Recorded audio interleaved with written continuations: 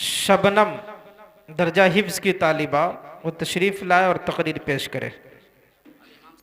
अल्हम्दुलिल्लाह अल्हम्दुलिल्लाहि रब्बिल आलमीन वल आक़िबतु लिल मुत्तक़ीन वस्सलातु वस्सलामु अला सय्यिदिल मुरसलीन मुहम्मदिन व आलिहि व अस्हाबिहि अजमईन अम्मा बअद फ़अऊज़ु बिल्लाहि मिनश शैतानिर रजीम बिस्मिल्लाहिर रहमानिर रहीम ववस्सैनल इंसाना बिवालिदैहि हुस्ना सदक़ल्लाहुल अज़ीम।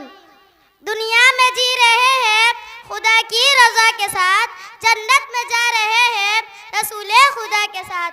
राहों से दूर हो गई दुश्वारियाँ मेरी, निकली मैं अपने घर से जुमा की दुआ के साथ।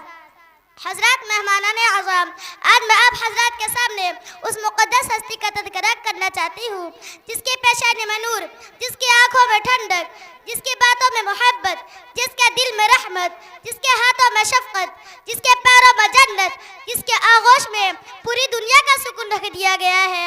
उस अज़ीम नेमत का जिक्र करना चाहती हूँ जिसके बगैर घर कब्रिस्तान की तरह लगता है, जिसकी मोहब्बत कभी भी दिखलावे के लिए नहीं होती, जिसका प्यार समुंदर के मानिंद हर वक्त जोश में रहता है, जिसकी मोहब्बत चट्टान से ज़्यादा मजबूत और समुंदर से ज़्यादा गहरी होती है, जिसका रिश्ता हमेशा रहने वाला रिश्ता है, जिसे दुनिया माँ के नाम से जानती है।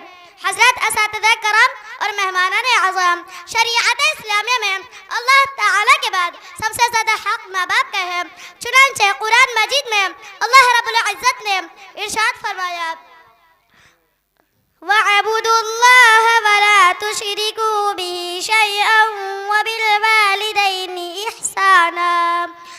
और तुम अल्लाह की इबादत करो, उसके साथ किसी को शरीक न करो और वालिदैन के साथ भलाई करो।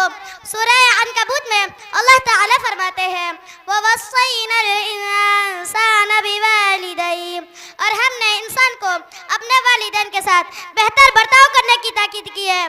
सूरह लुक़मान में अल्लाह ताला फरमाते हैं, ववस्सैनल इंसाना बिवालिदैहि हुस्ना, और हमने इंसान को अपने वालिदैन के साथ अच्छा सलूक करने की ताकीद की है। अल-ग़र्ज़, इस किस्म की बेशुमार आयत ऐसी है जिनमें अल्लाह ताला ने इंसान को यह हुक्म दिया कि वो सिर्फ अल्लाह ताला की इबादत करे, अपने माँ बाप के साथ हुस्न सलूक करे, अपने माँ बाप के साथ शफ़क़त और मोहब्बत से पेश आए और उनके साथ खैर खाई और भलाई करने का हुक्म दिया है, जिससे शरीअत इस्लामिया में माँ बाप के मकाम का अंदाज़ा लगाया जा सकता है।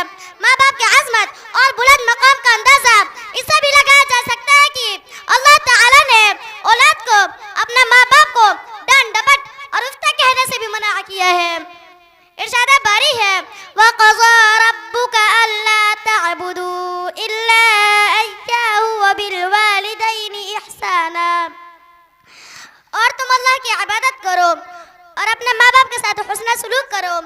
अगर वालिदैन में से दोनों या उनमें से कोई एक औलाद के सामने बुढ़ापे की उम्र को पहुंच जाए तो औलाद को इस बात के लिए इजाज़त नहीं होती कि वह किस बात पर गुस्सा होकर उनको उफ कहे, और न ही डांटने और झिड़कने की इजाज़त है, बल्कि औलाद पर लाजिम है कि वह उनके साथ नरमी से गुफ्तगू करे और उनके साथ शफ़क़त और रहमत से पेश आए और उनके लिए खुदा के हुजूर ये दुआ करे, ए अल्लाह, जिस तरह मेरी वालिदैन ने मेरी बचपन में परवरिश की है उसी तरह ए अल्लाह तो उनके बुढ़ापे में रहमत करम फरमा। हज़रत असातिज़ा करम और मेहमानान आज़म, माँ दुनिया की वह अज़ीम हस्ती है जिसकी मोहब्बत के सामने हर इंसान की मोहब्बत कमतर है। माँ जैसी मोहब्बत, माँ जैसा खुलूस, माँ जैसा इतार दुनिया का कोई भी शख्स पेश नहीं कर सकता। माँ की शफ़क़त और रहमत की ठंडी छाँव में बैठकर हम दुनिया की तमाम दुख दर्द को भूल जाते हैं।